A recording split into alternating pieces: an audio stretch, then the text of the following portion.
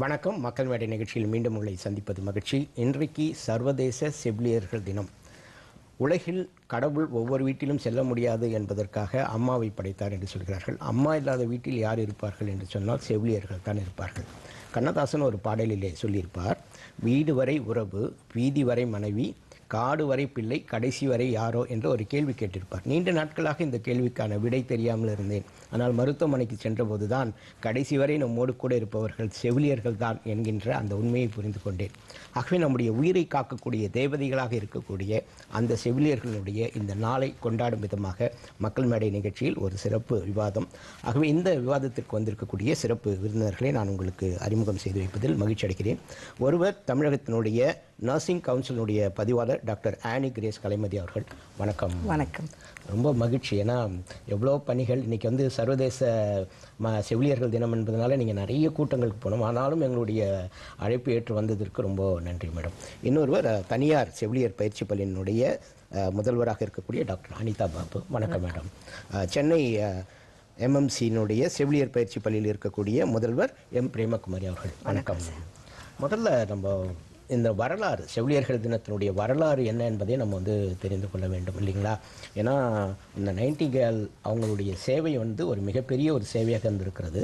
இந்த செவிலியர்களை வந்து ரொம்ப எளிமையானவர்கள். இந்த தொழிலுக்கு வந்து ஒரு அங்கீகாரம் இல்லாத ஒரு சூழ்நிலையில் அதற்கான அங்கீகாரத்தை என் விக்டோரியா மகாராணியை விட பிரபலமாக ஒரு வரவேற்பை பெற்றவர் தான் இந்த நைட்டிங்கேல் என்று சொல்கிறார்கள். ஆகவே இதனுடைய வரலாறு பற்றி கொஞ்சம் ஆனி மேடம் நீங்கள் ஆரம்பிங்க. ஃப்ளாரன்ஸ் நைட்டிங்கேல் அவங்க வந்து ஒரு பெரிய பணக்கார குடும்பத்தில் பிறந்தவங்க. ஆனால் அவங்களுக்கு நர்சிங் ரொம்ப கடவுளுடைய அழைப்பாக அதை அவங்க விரும்பினாங்க. அப்போ அதை அப்பா அம்மாவை மீறி அவங்க வந்து ஜெர்மனில் போய் ட்ரெயின் ஆகி அவங்க திரும்பி வந்து வெயிட் பண்ணிட்டு இருக்காங்க. அந்த சமயத்தில் தான் கிரிமியன் வார் நடக்குது கிரிமியாவில். ஐ திங்க் இப்போ உக்ரைன் எல்லாம் பார்த்துட்டு இருக்கவங்களுக்கு வேட் இஸ் கிரிமியா நல்லா தெரியும். ஸோ கிரிமியா வாரில் வந்து அப்போ நிறைய டெத் ரேட்ஸ் அங்கே பயங்கரமாக. அப்போ அங்கே இருக்கிற பர்சன், அங்கே இருக்கிற அந்த படை தளபதி, நம்ம படை வீரர்கள் அவங்கள பார்த்துக் கொள்கிறதுக்காக இவங்க கிட்ட ரிக்வெஸ்ட் பண்றாங்க. அப்ப இவங்க ஒரு டீம் ஆஃப் நர்சஸ், ஒரு 20 நர்சஸ் அலாங் வித் எடுத்துட்டு அவங்க கூட்டிட்டு போறாங்க. அப்ப அங்க போனீங்கன்னா அந்த இடத்துல வந்து the infection rate and death rate was really tolling up like anything, like it was 100% and she brought down to 0%. அந்த அளவுக்கு. அதனால தான் அவங்க இரவு நேரத்துல தன்னுடைய அந்த விளக்கேந்திய காரிகைன்னு சொல்லுவாங்க ஃப்ளாரன்ஸ் நைட்டிங்கேல. அவங்க நைட்ல நடந்து போய் அந்த wounded soldier, கை இருக்காது, கால் இருக்காது, அடிபட்டிருக்கும், அந்த டர்ட்டில படுத்திருப்பாங்க. அவங்களோட அந்த 20 பேர் டீம் ஃபர்ஸ்ட் வந்து முக்கியமா செஞ்சது, நம்ம கோவிட் சமயத்துல என்ன பண்ணோம், எல்லாம் கிராஸ் வென்டிலேஷன், காத்து வேணும், வெளிச்சம் வேணும், வெயில்ல இருங்க, கையை கழுவுங்க, இதுதான் மேஜரா பண்ணாங்க. அப்ப நான் எப்பவுமே நினைப்பேன், ஒருவேளை இப்ப இந்த கோவிட் சமயத்துல ஃப்ளாரன்ஸ் நைட்டிங்கேல் இருந்தாங்கன்னா ஒரு 4 கம்ப்யூட்டர் வச்சு இப்படி பண்ணிருப்பாங்களோ அப்படின்னு கூட நான் நினைச்சது உண்டு. அந்த அளவுக்கு அவங்க அதே புரோட்டோகால தான் இன்னைக்கு வேற லெவல்ல நம்ம அதே தான் ஃபாலோ பண்ணோம் கோவிட் சமயத்துல. ஸோ ஷி வாஸ் லைக் ஒரு விஷனரி. அந்த அதை கண்ட்ரோல் பண்றது, இன்ஃபெக்ஷன். இப்ப கூட நீங்க நம்ம கவர்மெண்ட் ஹாஸ்பிட்டல் போய் பாருங்க, பெரிய ஹாஸ்பிட்டல் பெரிய பெரிய டாலா இருக்கும், விண்டோஸ், கிராஸ் வென்டிலேஷன், வெளிச்சம். ஏன்னா அதெல்லாம் ரொம்ப ரொம்ப முக்கியம் ஒரு ஹாஸ்பிட்டல்ஸ்க்கு.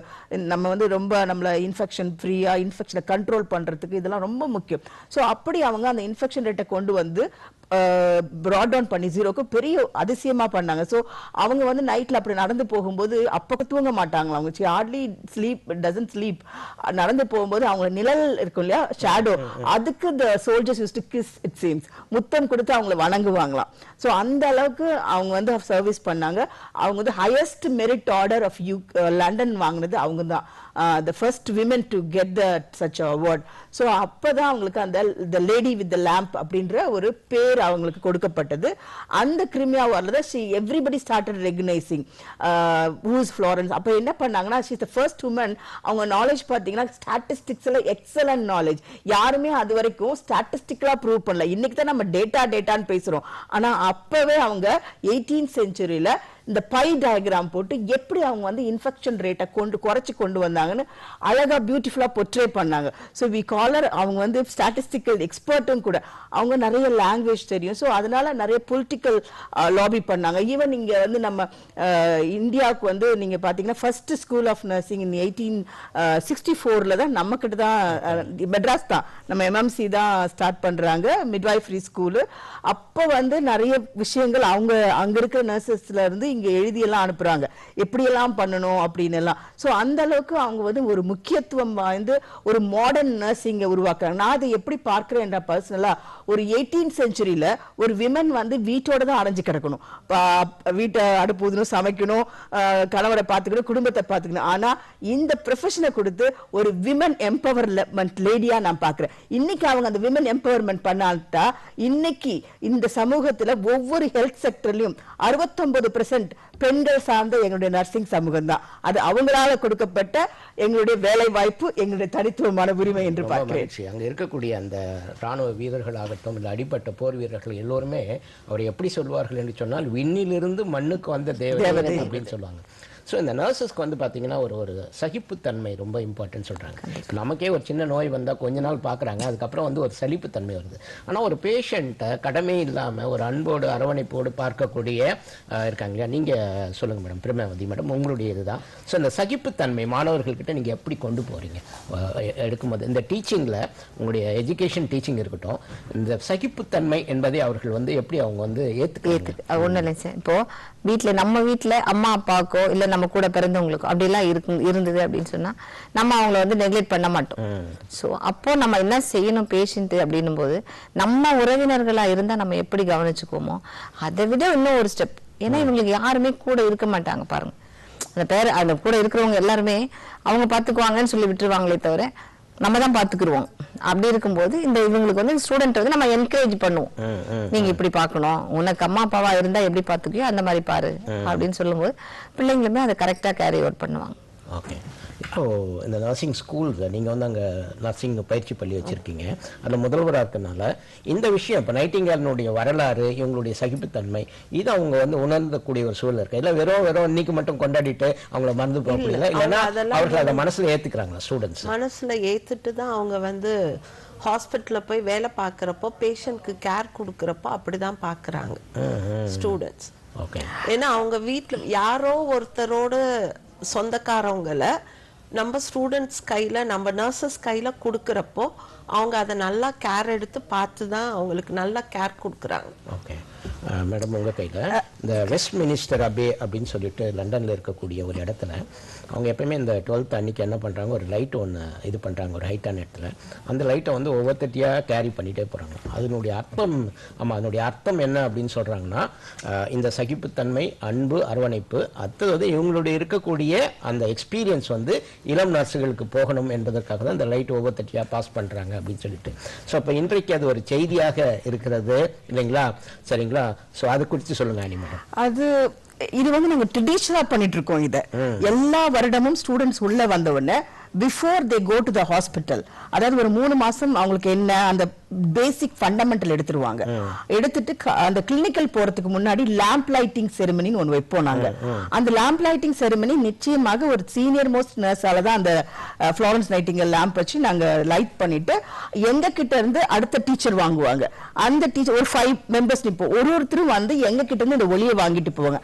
அதோட சிக்னிஃபிகன்ஸ் என்னன்னா நீங்க சொன்னதுதான், we are passing on the torch of knowledge, hope, whatever patience and எல்லா காரியங்களும் நாங்க வந்து அந்த புட்டான we are passing it on. இது ட்ரெடிஷனலா எங்களுக்குள்ள நடக்கிற ஒரு function. whether it is a school of nursing or a college of nursing, இது வந்து அவங்க இன்னைக்கு பண்றது பெருசா, ஆனா அங்கேயும் அது மாதிரி நடக்குது. ஆனா இது வந்து ரெகுலரா ஒரு எல்லா through out world I think it's happening. நம்ம ஊர்ல மச் மோர், ஏன்னா நம்ம ஊர்ல லைட்டுக்கு ரொம்ப மதிப்பு கொடுப்போம் இல்ல, லைட்டிங் எனிதிங். ஆமா, அதுக்கு வந்து இட் டிஸ்பெல்ஸ் தி டார்க்னஸ் அப்படிலாம் சொல்லிட்டு நம்ம நிறைய கனெக்டிவிட்டியோட பேசுவோம் நாங்க. லைக் 5 முகம் இருக்கும் ஒரு விளக்குக்கு, நாங்க அதையே NURS சொல்லுவேன் நான். ஓகே, நான் அப்படிதான் பேசுவேன். சோ நீங்க வந்து அதுல இருக்க 5 முகம் மாதிரி nobility, I mean understanding of your patient, responsibility and demanding respect and simplicity and with empathy. So இந்த 5 முகம் தான் நீங்க அப்படின்னுலாம் சொல்லி கொடுப்போம் நாங்க பிள்ளைங்களுக்கு. நீங்க ஒரு சீனியர் நர்சஸ் கிட்ட இருந்து பாஸ் பண்ணுவோம் அப்படின்னால அந்த மாதிரி ஒரு சீனியர் நர்ஸ் நம்மகிட்ட இருக்காங்க. அவங்க பேர் வந்து சந்திரா.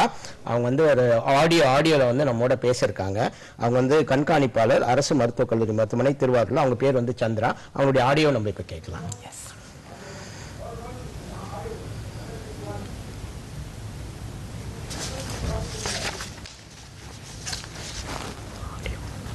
सूरत, भावनगर, आनंद जैसे शहरी इलाकों में और छोटा उदेपुर जैसे ஓகே சரி நம்ம தொடர்ந்து பேசலாம். இப்போ வந்து +2 முடிச்சிருக்காங்க மேடம். எல்லாருமே முடித்த உடனே டாக்டர்ஸ் சேர்றாங்க, இன்ஜினியர்ஸ் சேர்றாங்க, அதுக்கப்புறம் லாயர் அப்படின்றாங்க, ஆர்ட்ஸ் காலேஜ் சேர்றாங்க. இந்த நர்சிங் படிக்கணும் அப்படின்னு விருப்பம் இருக்கக்கூடியவர்கள் எத்தனை பேர் இருக்காங்க?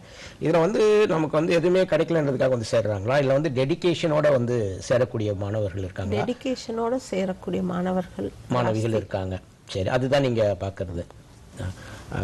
இப்போ நம்ம கவர்மெண்ட்டில் வந்து நிறைய இருக்குது இல்லைங்களா? இவங்க வந்து ப்ரைவேட் நர்சிங் காலேஜ்லேருந்து வந்திருக்காங்க. இப்போ கவர்மெண்ட் அரசுக்கு அவங்க இந்த மாதிரி ஒரு நர்சிங் வரணும் அப்படின்னும் போது அவங்க என்ன மாதிரியான விஷயங்கள் பண்ணணும் மேடம்? ப்ரொசீஜர்ஸ் என்னென்ன இருக்குது அவங்களுக்கு? எப்படி அப்ளிகேஷன் போடணும்? ஏன்னா +2 முடிச்சிருக்கக்கூடிய மாணவிகளுக்கு அது ஒரு எடுத்துக்காட்டாக இருக்கும். கவர்மெண்ட்ல நோட்டிஃபிகேஷன் வரும் சார், பேப்பர்ல ஒரு இந்த தேதியில இந்த நீங்க வந்து அப்ளிகேஷன் போடணும், இந்த தேதிக்குள்ள முடிச்சிடணும் அப்படின்னு. அந்த தேதிக்குள்ள இந்த பிள்ளைங்க வந்து அப்ளிகேஷன் போட்டிருக்கணும். அதுக்கப்புறம் நாங்க மெரிட் லிஸ்ட் ரெடி பண்ணுவோம். அந்த மெரிட் லிஸ்ட் வந்து அக்கார்டிங் டு தி மார்க், அதுக்கப்புறம் கம்யூனிட்டி, இதெல்லாம் இது பண்ணி அது கூப்பிடுவோம், இன்டர்வியூ கூப்பிடுவோம். கூப்பிட்ட பிறகு இன்டர்வியூ அவங்க அட்டென்ட் பண்ணுவாங்க. இப்பெல்லாம் இப்போ ஆன்லைன் அப்படின்றதுனால எல்லாமே ஆன்லைனா போட்டு அதுக்கப்புறம் தான் selection. Can I just add on to that? No more interview in this. Okay, government does a single window system. It is a single window system for either diploma nursing காக இருக்கட்டும், degree nursing காக இருக்கட்டும், based on their mark. DME application வாங்கி ஆன்லைன்ல enrol பண்ணுவாங்க. Communal ரொட்டேஷன்ல highest mark அந்த physics chemistry பயோவோட கட் ஆஃப் மார்க் போட்டுருவாங்க. They can sit anywhere in their houses or browsing centre. அவங்க அங்க பார்த்து காலேஜஸ் செலக்ட் பண்ணிக்கலாம் அவங்க மார்க்கு ஏற்ற மாதிரி. இப்ப தமிழ்நாட்டில் பாத்தீங்கன்னா காலேஜ் ஆஃப் நர்சிங் வந்து 5 காலேஜ் ஆஃப் நர்சிங் தான் அரசாங்கத்துக்குரியது. மீதி 234 college of nursing private sector. So அதே ஆனா டிப்ளமோ ஸ்கூல் ஆஃப் நர்சிங்ல பாத்தீங்கன்னா 24 ஸ்கூல் ஆஃப் நர்சிங் கவர்மெண்ட், இது ரிமைனிங் 184 வந்து private sector. So they play more player role over here. But என்னன்னா நம்மளுடைய அரசாங்கத்துல 65% ஆஃப் த சீட்ஸ் ஒரு காலேஜுக்கு ஒரு இவங்க பிரைவேட் காலேஜ் 50 சீட் அப்படின்னா 35 சீட் கவர்மெண்ட் சீட், 15 சீட் மட்டும் தான் மேனேஜ்மெண்ட் கோட்டா. சோ அப்போ அந்த சிங்கிள் விண்டோ சிஸ்டத்திலே இவங்க கிட்ட எல்லாரும் வந்துருவாங்க. மேனேஜ்மெண்ட் கோட்டாலையும் அதே இதுதான் போஸ்ட் பிசிபி கட் ஆஃப்ல மினிமம் 45% எடுத்துக்கணும், அப்படிதான் வரணும். எனக்கு ஒரு சிறிய கருத்து உண்டு இவங்க சொன்னதுல, மேபி அவங்க என்னோட எக்ஸ்பீரியன்ஸ் சொல்றேன். இப்போ நான் வந்து second batch of basic BSc nursing after +2 நம்ம மெட்ராஸ் மெடிக்கல் காலேஜ்ல. அப்பெல்லாம் மெடிசன் தான் பெரிய இது. 84 you can imagine how your parents would have. அப்போ இந்த நம்ம கவர்மெண்ட் காலேஜ்ல வர்ற குரூப் பாத்தீங்கன்னா the creamy layer of the group. அதாவது மெடிசன் கிடைக்கல 1 மார்க் 2 மார்க் அப்படி இருக்கிற ஒரு creamy layer, such a group is there. Okay, அவ்வளவு ஒரு எக்ஸ்போஷரும் கூட. இன்னைக்கு என்னோட பேட்ச்ல நாங்க 25 பேர் தான் அந்த காலத்துல. Almost we are all settled so good, but though we are not working much of us in government, but abroad opportunity ஆகட்டும் எல்லா இடத்துலயும். அப்போ இப்படி பாக்குறப்போ இந்த விரும்பி வந்தமான்னு கேட்டீங்கன்னா நிச்சயமாக இல்லை நான் சொல்லுவேன். let me be honest. ஆனா வந்த பிறகு அதை விரும்ப ஆரம்பிக்கிறோம். ஓகே, ஏன் அப்படி சொல்றேன் அப்படின்னா இந்தியாவை பொறுத்த வரைக்கும் நம்ம வந்து ஒரு ஜாப் ட்ரிவன் பேரண்ட்ஸ். என்னோட குழந்தைக்கு வேலை கிடைக்குமா, சம்பாதிப்பாளா, இதுதான். 17 வயது முடியும் போது அவங்களுக்கு என்ன தெரியும், நீங்க எல்லாரும் தள்ளிடுறாங்க நர்சிங். ஆனா நீங்க வெளிநாடுகள்ல பார்த்தீங்கன்னா கனடாவோ இல்ல Australia USA, the cohort group, எந்த குரூப் நிறைய எடுப்பாங்க நர்சிங் பாத்தீங்கன்னா நிறைய இடத்துல வேலை பார்த்துருமா 2 வருஷம் 3 வருஷம். அந்த கோஹார்ட் குரூப் பாத்தீங்கன்னா between 28 to 35 is more. நர்சிங்க நிஜமாவே விரும்பி உள்ள வர்றவங்க, அவங்களுக்கு புரிஞ்சு வராங்க. அப்ப நீங்க சொல்ற சகிப்புத்தன்மை எல்லாமே நிறைய இருக்கும். எங்க பசங்களுக்கு நாங்க நிறைய டீச் பண்ணணும், நிறைய இது பண்ணணும். அந்த சந்திரா அவங்க செவிலியர் கண்காணிப்பாளர் அவங்களுடைய வாய்ஸ் இருக்கு, அவங்க என்ன சொல்றாங்கன்னு இப்ப கேட்கலாம். இப்ப அந்த ஆடியோ நம்ம கேட்கலாம்.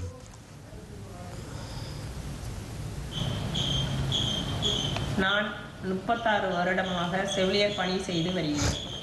நான் இரத்த வங்கியில் பணிபுரிந்த காலத்தில் பல நோயாளிக்கு இரத்தம் வழங்கி பல இக்கட்டான சூழ்நிலையில் இருந்தவர்களுடைய உயிர்களை காப்பாற்றியது நெஞ்சம் நெகிழ வைத்ததாக இருந்தது.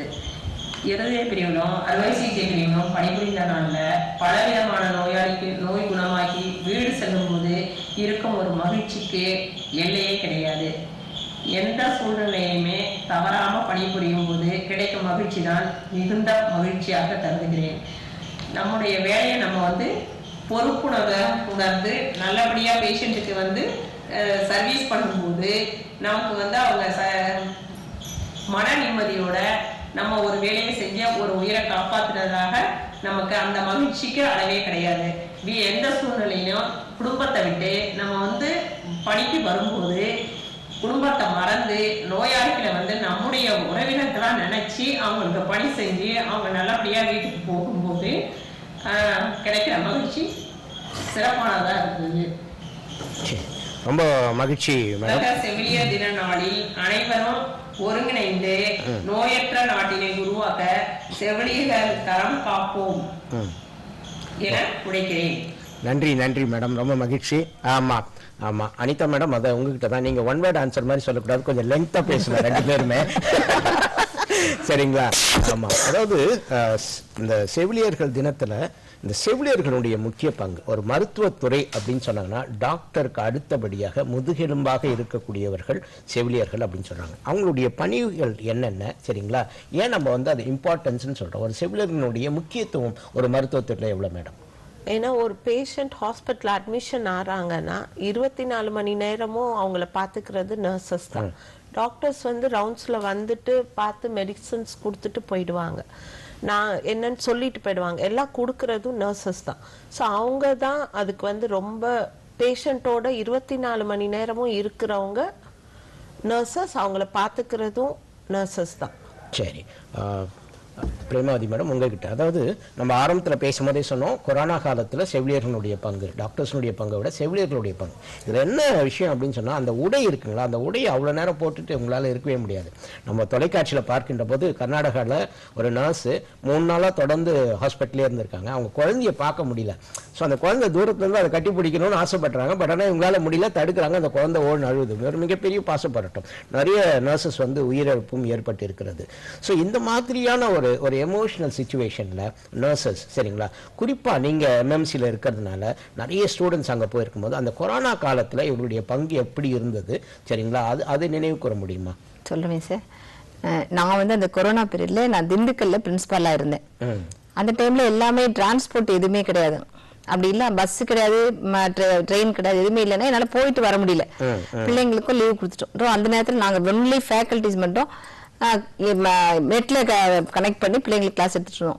அப்ப சும்மா தானே இருக்கிறோம் அப்படின்னு சொல்லி ஆள் இல்லேன்னு ஒரு போராட்டம் வர ஆரம்பிச்சது. நிறைய பேர் சிக்காயிட்டாங்க, போக முடியல அப்படிலாம் வரும்போது நியூவா ஒரு ஹாஸ்பிட்டல் ஓபன் பண்ணாங்க, கிண்டி கொரோனா ஹாஸ்பிட்டல்ல. அந்த டைம்ல நானா போய் கேட்டேன், சார் எனக்கு வந்து அங்க போடுங்க, என்னால டிரான்ஸ்போர்ட்டும் நான் ஒரு 4-5 டைம்ஸ் நானே தனியா டிரைவ் பண்ணிட்டு போயிட்டேன். ஆனா அதுக்கப்புறம் என்னால போக முடியல, கொஞ்சம் இன்டர்னலா அங்க வண்டியில விட்ட பிறகு என்னால போக முடியல. அப்ப நானும் அங்க போனாங்க. அந்த ஃபுல் டைம் அந்த 8 ஹவர்ஸ் அந்த ட்ரெஸ் போட்டு இருப்போம். அவர் டைரக்டர் சார், இன்னைக்கு கேஎம்சி டைரக்டர் இவர் டாக்டர் நாராயணசாமி, அவர் ஒரு பக்கம் ரவுண்ட்ஸ் போவாரு. அவரு கூட தவறாம ரவுண்ட்ஸ் போவோம் பாருங்க. போயிட்டு அந்த பேஷண்ட் யாருமே கூட வச்சுக்க மாட்டோம்ல, அட்டெண்டர்ஸ் யாருமே இருக்க மாட்டாங்க. அந்த டைம்ல அதுங்க லோன்லியா ஃபீல் பண்ணும். நம்ம இருப்போமோ போமோ பார்க்க மாட்டோமோ, நம்ம இனிமே வீட்டுக்கு போவோமோ அப்படின்னு நினைப்பாங்க பாருங்க. அந்த டைம்ல நாங்க போய் அவங்கள தொட்டு பாக்குறது, உண்மையிலேயே அந்த கடவுள் வந்து அவங்கள தொடுற மாதிரி ஒரு அவங்க நிம்மதியா இருப்பாங்க. யாருமே நம்மள வந்து பார்க்க முடியாது, உறவினருக்கும் பண்ண முடியாது. அந்த டைம்ல பிளட் எல்லாத்துலயுமே கொஞ்சம் டெபிசிட் இருக்கும், பிளட் எடுக்க ஆள் இருக்காது. அப்ப நாங்க எல்லாம் கொஞ்சம் அந்த எக்ஸ்பீரியன்ஸா இருக்கிறோம் அப்படின்றதுனால, அதாவது நாங்க அந்த போஸ்ட் நாங்க நர்ஸ் அதை தான் செய்வோம் அப்படிலாம் இல்லாம எல்லா ஒர்க்குமே பண்ணோம்.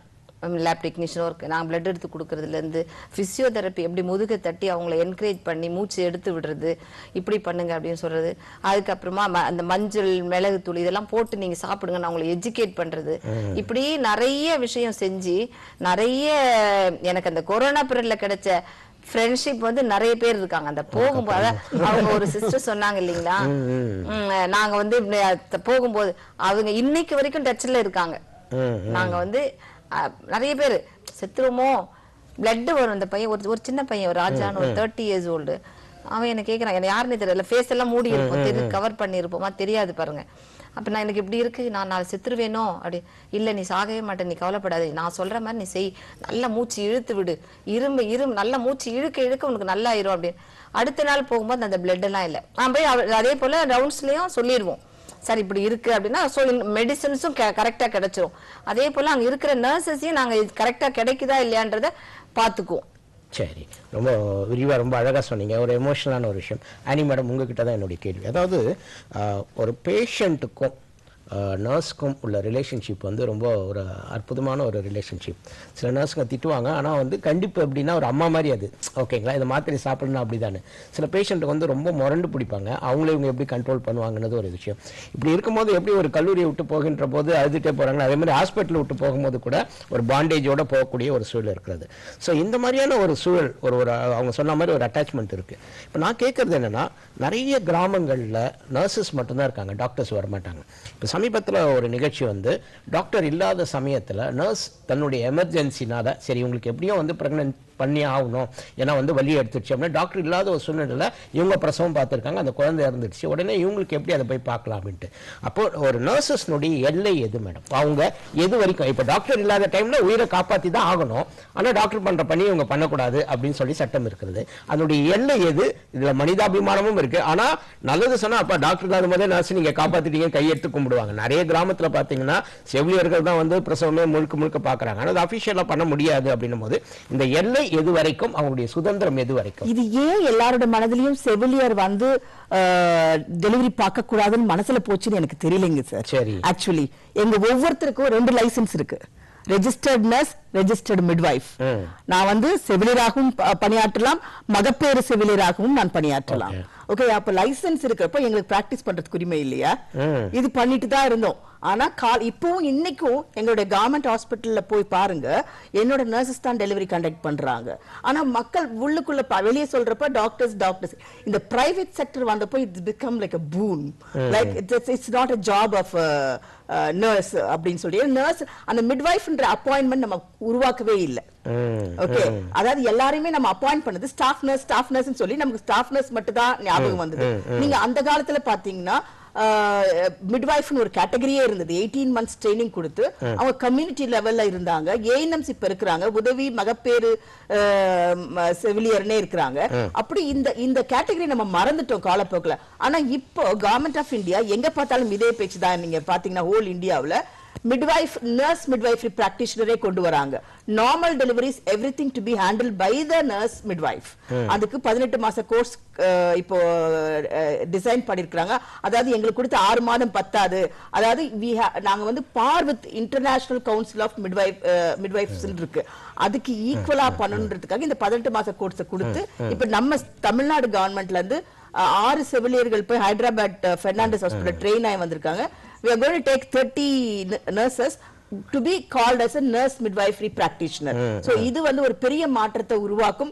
எல்லாருமே நாங்க midwives தயவு செஞ்சு இது வாயிலாக நான் பொதுமக்களுக்கு கேட்டுக்கிறது, நாங்க ஒவ்வொருத்தரும் எங்க 6 மாத ட்ரைனிங்ல ஒருத்தரும் 20 டெலிவரி கண்டக்ட் பண்ணணும், 20 ஆன்டிநேட்டல் பால்பேஷன் பார்த்திருக்கணும், போஸ்ட் நேட்டல் 30 பார்த்திருக்கணும், 5 ஐயூடி போட்டிருக்கணும், எபிசியாட்டமி 5 ஸ்டிச்சிங் பண்ணிருக்கணும். இவ்வளவு ஆனா நாள government trained and we have done so many deliveries in my hand.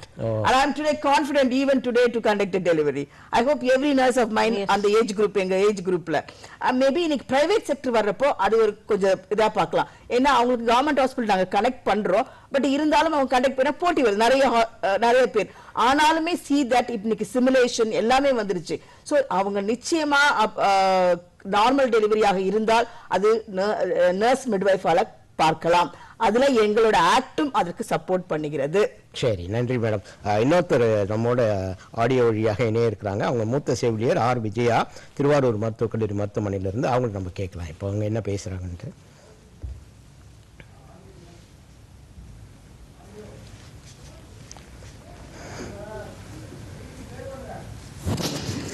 வணக்கம். நான் கடந்த 35 வருடங்களாக தாய்மை துணை செவிலியராக பணிபுரிந்து வருகிறேன். நான் வந்து 1988 பொது சுகாதாரத்துறையில் பணியாற்றினப்ப எனக்கு வந்து நிறைய அனுபவங்கள் வந்து எனக்கு கிடச்சிது. நான் வந்து இந்த வேலைக்கு வந்தது நான் வந்து ரொம்ப மனசுக்கு பிடிச்சி போய் இந்த வேலைக்கு வரணும்னு தான் வந்தேன். எவ்வளோ வேலைகள் வந்து எனக்கு வாய்ப்பு இருந்தாலும் எனக்கு வந்து இந்த மாதிரி நர்ஸாக வேலை பார்க்கணும் அப்படிங்கிறது ஒரு மனசில் இருந்தது. ஏன்னா எங்கள் அம்மா வந்து மகப்பேறு உதவியாளராக வேலை பார்த்தாங்க. எங்கள் அம்மா கிராமத்தில் எல்லாம் போய் வேலை பார்க்குறப்ப எனக்கு ரொம்ப ஆசையாக இருக்கும். எங்கள் அம்மா கிராமத்தில் போய் பிரசவம் பார்க்குறப்ப நானும் கூடவே போவேன், அம்மா கூடவே போவேன். அந்த ஊரே வந்து அடியக்கமங்கலம், திருவாரூர் மாவட்டத்தில் அடியக்கமங்கலத்தில் தான் எங்கள் அம்மா வேலை பார்த்தாங்க. அங்கே வந்து எங்கள் அம்மா அவ்வளோ பிரசவங்கள் பார்த்துருக்காங்க. கூடவே நான் நைட்டாக இருந்தாலும் தான் என்னை கடைசி குழந்தை என்னை கையில் அழைச்சிட்டு போவாங்க. எனக்கு 5 வயசு 6 வயசு இருக்கும். நான் அம்மா கூடவே தான் போவேன்.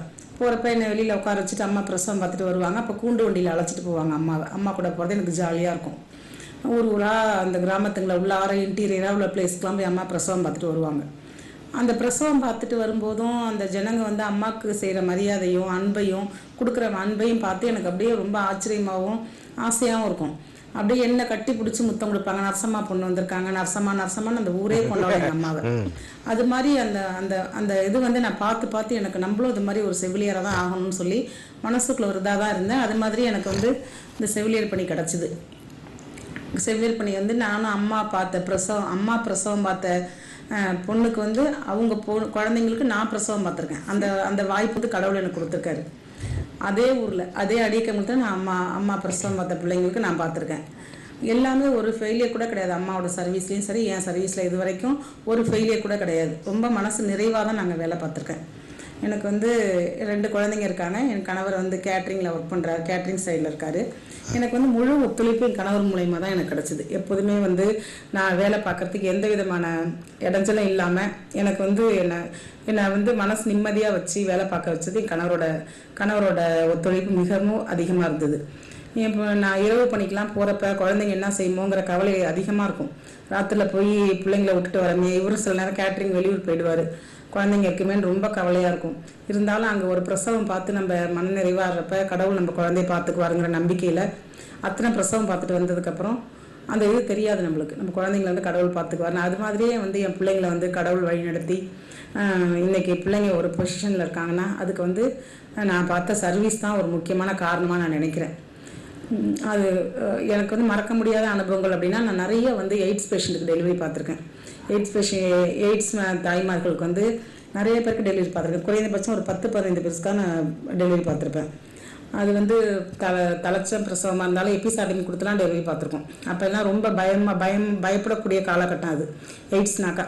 அப்போ யாருமே தொடுறது கூட யோசிப்பாங்க. அது மாதிரி உள்ள ஸ்டேஜில் நான் டக்குன்னு வந்து ரெக்கார்ட் பார்க்கவே முடியாது. பிரசவத்துக்கு இல்லாதோடையும் வருவாங்க. வண்டியில் வந்து இறங்கின உடனே நம்ம க்ளவுஸ் போட கூட டைம் இருக்காது சில பேருக்கு. கையில் ஹெட்டு வந்துடும், தலை இறங்கி வந்துடும். நம்ம கையை வச்சு குழந்தை எடுக்கிற ஸ்டேஜ்லாம் நிறையா இருந்திருக்கு. அப்புறமா பார்த்தா தான் அந்த அம்மாவுக்கு எய்ட்ஸ் இருக்குங்கிறது தெரியும். அதுக்கப்புறமே நாங்கள் ப்ரிகாஷனாக ஏதாவது பண்ணிக்கணும், டெஸ்ட் எடுத்து பார்த்துக்கணும், டேப்லெட் போடணும், அதுக்கப்புறமா பண்ணிக்கணும். இது மாதிரிலாம் நிறைய அனுபவங்கள் இருக்குது. அப்புறம் நிறையா வந்து உயிர் காத்த அனுபவங்கள்லாம் கூட உண்டு. ஒரு பிரசவத்தில் வந்து காயத்ரின்னு ஒரு அம்மாவுக்கு வந்து பிரசவம் பார்த்துட்டு இருக்கப்ப டெலிவரி ஆகிடுச்சு. நஞ்சு வரவே இல்லை. நஞ்சு வராமல் ப்ளீடிங் ஆகுது. அப்போல்லாம் 108 கிடையாது, எந்த ஆம்புலன்ஸ் வசதி கிடையாது, ஜீப் வசதி எதுவுமே கிடையாது. நாங்களே சொந்தமாக ஒரு காரை எடுத்துக்கிட்டு, நானும் தூய்மை பணியாளர் மட்டும்தான் இருப்போம் அந்த குவார்ட்டர்ஸில். 2 பேருமே ஒரு கார் எடுத்துக்கிட்டு கையில் இருக்கிற குழந்தைங்க காலில் போடுற கொலுசெல்லாம் கழட்டி எடுத்துக்கிட்டு கார் டிரைவர்கிட்ட கொண்டு போய் கொடுத்துட்டு பெரிய ஜம்முக்காலம் வீட்டிலேருந்து எடுத்து ப்ளீடிங் ஆகுது, கொட்டிக்கிட்டே இருக்கு, என்ன பண்ணுறது. அதனால் அந்த அம்மாவை கவர் பண்ணி தலைமை மருத்துவமனைக்கு சரியான நேரத்தில் கொண்டு போய் சேர்த்து காப்பாற்றிருக்கோம். அந்த அனுபவங்கள்லாம் நிறையா இருக்குது. அது வந்து அதெல்லாம் அந்த அம்மாவை காப்பாற்றிட்டு அந்த அம்மா கையெடுத்து கும்பிட்டதும் நம்மளுக்கு அப்படி ஒரு நெகிழ்வாக இருக்கும். இது மாதிரி ஒரு தருணங்கள்லாம் அனுபவிச்சதெல்லாம் வந்து மறக்கவே முடியாது. நிறைய வந்து அரசு ஆரம்ப சுகாதார நிலையத்தில் நிறைய பிரசவங்கள் பார்த்துருக்கேன். நான் பொது சுகாதாரத்துறையில் வேலை பார்க்குறப்ப தேவூர் அரசு ஆரம்ப சுகாதார நிலையம், அடியக்கமங்கலம் அரசு ஆரம்ப சுகாதார நிலையம் எல்லாம் வீடு வீடாக போய் பார்த்த அனுபவங்கள்லாம் இருக்குது. அதுக்கப்புறம் வந்து 2010 வந்து நான் மருத்துவக் கல்லூரி மருத்துவமனையில் ஜாயின் பண்ணுறேன். ஜாயின் பண்ணதும் உள்ள பிரசவம்னா மருத்துவக் கல்லூரி ஆரம்பித்த வருடம் அது. அப்போ வந்து சரியான கட்டமைப்பெல்லாம் முடிக்காத தருணம் அது. அப்போ பிரசவங்கள் வந்து பார்த்திங்கன்னா ஒரு நைட்லேயே 25-30 பிரசவங்கள்லாம் நான் பார்த்துருக்கேன். ஒரே தனியாளாக தூய்மை பணியாளர் வச்சுட்டு ஒரு ஜெயாக தான் இருப்பாங்க. அவங்கள வச்சுட்டு கரண்ட்டு திடீர்னு போனதுக்கப்புறம் திருப்பி வர்றதுக்குள்ளேயே எல்லாமே டெலிவரி ஆகிற மாதிரி போர்டில் எல்லா கேஸுமே இருக்கும். எல்லா கேஸும் டக்குன்னு டெலிவரி பார்த்து செல் லைட்டை வச்சுக்கிட்டு நாங்கள் வந்து சூச்சல் போட்ட காலங்கள்லாம் இருந்திருக்கு. எல்லாருமே நல்லா இருந்திருக்காங்க. அடுத்த நாள் அந்த அம்மாவையும் குழந்தையும் பார்க்குறப்ப ரொம்ப மனசுக்கு சந்தோஷமாக இருக்கும். அப்பா இத்தனை டெலிவரி பார்த்துட்டோம்டா, நம்ம நிம்மதியாக இருக்குது, குழந்தை சிரிக்கிறப்ப அவ்வளோ சந்தோஷமாக இருக்கும். அந்த மாதிரி மனநிறைவான வாழ்க்கை, அந்த மனநிறைவான ஒரு பணி தான் நான் செஞ்ச பணிலாம். செவிலியர் பணிங்கிறது வந்து சாதாரண பணி இல்லை. நம்ம வந்து நம்மளை அர்ப்பணித்து செய்கிற பணி அது. இந்த பணியில் வந்து நான் மனநிறைவாக வேலை பார்த்துருக்கேன். இத்தனை வருஷங்கள்ங்கிறது எனக்கு ரொம்பவும் இதாக எப்படி சொல்கிறதுன்னு தெரியல. ரொம்பவும் எனக்கு வந்து பெருமையாக இருக்குது. இத்தனை வருஷம் நான் இதில் வந்து சாதிச்சிருக்கேன் அப்படிங்கிறது ரொம்ப பெருமையாக இருக்குது. இப்போ இந்த ரேட்டடாக 2 ஆண்டுகள் தான் இருக்குது எனக்கு. 2 ஆண்டுகள் உள்ள ஸ்டேஜ்லேயே நான் வந்து அவ்வளோ கேன்சர் ஸ்க்ரீனிங் நாங்கள் பார்க்குறோம். ஹெச்ஓடி பிரபாவதி மேடம் தலைமையில், டாக்டர் பிரபாவதி மேடம் தலைமையில் அவ்வளோ கேன்சர் ஸ்க்ரீனிங் நாங்கள் பார்த்துட்ருக்கோம். நிறைய புற்றுநோய் ஏர்லி ஸ்டேஜ் கண்டுபிடிச்சிருக்கோம். ரொம்ப பெருமையாக இருக்குது அதெல்லாம் பார்க்குறதுக்கு. ஓபிலேயே அவ்வளோ ஸ்க்ரீனிங் பார்க்குறோம். கால்போஸ்கோபிக் மிஷின்லாம் இப்போ சூப்பராக கொடுத்துட்டாங்க, நல்லா இருக்குது பார்க்குறதுக்கு. நிறைய ஸ்க்ரீனிங் கண்டுபிடிக்கிறோம். அவ்வளோ தாய்மார்களை நம்ம ஏர்லி ஸ்டேஜில் காப்பாற்றுறோங்கிறதே பெரிய பெருமையான விஷயமா இருக்குது. அடுத்தது வந்து தடுப்பூசி பணி. தடுப்பூசி பிறந்த உடனே குழந்தைங்களுக்கு போடுற ஹெப்படைட்டிஸ் பி அது பர்த் டோஸ் ஃபுல்லாக போட்டுறது. அதுவுமே குழந்தைங்களுக்கு நம்மளால் முடிஞ்சதை ஃபஸ்ட்டு நான் வந்து பிறந்த உடனே இந்த குழந்தைக்கு அந்த ஊசியை நான் போட்டு குழந்தைய அதுலேருந்து காப்பாற்றிடுறேன். இந்த தடுப்பூசி போடுறதுனால குழந்தைங்கள பெரிய பெரிய இதுலேருந்து நோய்கள்லேருந்து காப்பாற்றிடுறோங்கிற மனநிறைவோடு நான் இருக்கிறேன். எனக்கு வந்து இந்த மாதிரி ஒரு செவிலியர் பணி கிடச்சதுக்கு நான் வந்து கடவுளுக்கு நன்றி சொல்கிறேன். எல்லாருக்குமே நான் நன்றி சொல்கிறேன். இந்த அரசுக்கு, இந்த தமிழக அரசுக்கு நான். சரி, ரொம்ப மகிழ்ச்சி சந்திரா விஜயா மேடம், உங்களுக்கு வாழ்த்துக்கள். அதாவது நாங்கள் நிறைய விஷயங்கள் இங்கே பேசும்போது அதுக்கான பதில்கள் எல்லாம் நீங்கள் ப்ராக்டிக்கலாக, அதாவது செயல்முறையில் இருக்கிறதுனால அவ்வளோ அழகாக சொன்னீங்க. ஆக்சுவலி அந்த நர்ஸ் பிரசவம் பார்த்தது ஒரு வழக்கு வந்ததுக்கான காரணமே அப்போ வந்து கரண்ட் அங்கே கட்டாச்சு அப்படின்னா. நீங்கள் அந்த காலத்தில் வந்து பார்த்தீங்கன்னா வெறும் செல்ஃபோன் டார்ச்சில் இருக்க வச்சு நீங்கள் பார்த்துருக்கீங்க அப்படின்னா ரொம்ப மகிழ்ச்சியான ஒரு விஷயம். வாழ்த்துக்கள் உங்களுக்கு. அவங்க பேசும்போது பிரேமாவதி மேடம் உங்களுக்கு தான் கேள்வி. ஏன்னா அவங்க பேசும்போது ஒரு விஷயத்தை ரொம்ப அழகாக சொன்னாங்க. அதாவது நாங்கள் பாதுகாப்பெல்லாம் அவங்களுக்கு அந்த எமர்ஜென்சி, ஆமாம் பிரேமகுமாரி, அதாவது அவங்க சொல்லும் போது க்ளவுஸ் போட்டுக்கணும் அப்படின்னு அந்த இது கூட போட மாட்டாங்க. அப்போ எய்ட்ஸ் பேஷண்ட்டை பார்க்கும்போது, அப்புறம் கேன்சர் பேஷண்ட்டுடைய அந்த முற்றின ஸ்டேஜ் என்ன மாதிரி நிலைமையில் இருப்பாங்கன்னு போது, ஸோ இப்போ இவங்களுக்கான அந்த உடல் ரீதியான பாதுகாப்பு, அந்த ஒரு எமோஷனலில் உடல் ரீதியான பாதுகாப்பு இவங்களுக்கு ஹாஸ்பிட்டலில் பணி சூழலில் அவங்களுக்கு பாதுகாப்பான அமைப்பு இருக்கா மேடம்? நம்ம அது ரொம்ப எஜுகேட் பண்ணுறோமா பணி சூழல்ல அப்படின்னு பார்க்கும்போது அவங்களுக்கு அந்த பாதுகாப்பு கொஞ்சம் கம்மி தான் சார். காரணம் இப்ப அவங்க லைட் இல்லாம நாங்க பார்த்தோம் அப்படின்னா அதுல வந்து எது வேணாலும் நடக்கலாம் இல்லைங்களா. இப்ப அது வெளியில இருக்கிற பேஷண்டோட கூட வந்தவங்களுக்கோ இல்ல அவங்க ரிலேட்டிவ்ஸ்க்கோ அது தெரியாது. அது தெரியாதனால அவங்க இப்ப இந்த காலத்துல இப்ப அப்படி ஆயிடுது, அவங்கதான் பண்ணிட்டாங்க, அவங்களாலதான் அப்படி ஆயிடுச்சு அப்படின்னு சொல்லிட்டு. ஆனா உண்மை பாத்தீங்கன்னா எந்த நர்ஸும் அந்த உயிரை வந்து தன்னுடைய உயிருக்கு ஈக்குவலா தான் நினைப்பாங்க. எப்படியோ யாரோ தானே இருக்கட்டும் போ அப்படின்னு நினைக்கவே மாட்டாங்க. இப்ப அவங்க சொல்லும் போது சொன்னாங்க பாருங்க, அவங்க அம்மா நர்ஸ் அதனால நான் பண்ணேன் அப்படின்னு. அதே போல எல்லாருக்குமே ஒரு காரணம் இருக்கும். அவங்க வந்து உடனே டெலிவரி மட்டும் சொன்னாங்க இல்லைங்களா. இப்ப நான்லாம் பாத்தீங்கன்னா பஸ்ல போய்கிட்டு இருக்கிறோம், அந்த கண்டக்டருக்கு செஸ்ட் பெயின் வந்து அவருக்கு ப்ரொஃப்யூஸ் ஸ்வெட்டிங் இருக்கு, செஸ்ட் பெயின் இருக்கு, ஒன்றும் பண்ண முடியல. அவர் டிரைவர் வண்டி ஓட்டிட்டு இருக்கார், நான் அந்த பஸ்ல நான் டிராவல் பண்ணிட்டு இருக்கேன் சார். அங்க பக்கத்துல இருக்கிற மெடிக்கல் ஷாப்ல நிப்பாட்டுங்கன்னு சொல்லி ஒரே ஒரு ஐசாட்டில் டேப்லெட்டும் ஒரு ஆஸ்பிரின் டேப்லெட்டும், ஐசாட்டில் வாங்க நாக்கடியில் வச்ச ஆஸ்பிரினை உள்ளுக்குள்ள போட்டு ஒரு ரேண்டாக்கும் கூட சேர்த்து போட்டுட்டு நேரா ஸ்டான்லி ஹாஸ்பிட்டலுக்கு அந்த சொல்லிட்டோம், இங்க நடுவில் எல்லாம் வேற எங்க நிக்காது அப்படின்னு சொல்லி கூட்டு வந்து அவர் அந்த கண்டக்டர் பழிச்சிட்டாரு.